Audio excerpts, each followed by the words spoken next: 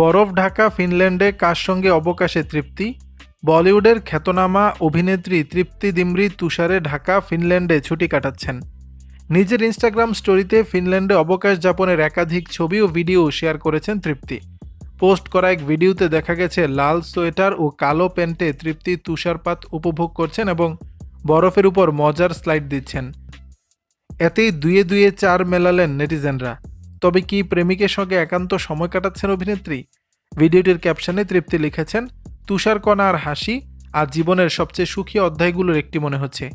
তৃপ্তির কথিত প্রেমিক স্যাম মার্চেন্টও তার ইনস্টাগ্রাম স্টোরিতে একই রকম কিছু ভিডিও শেয়ার করেছেন।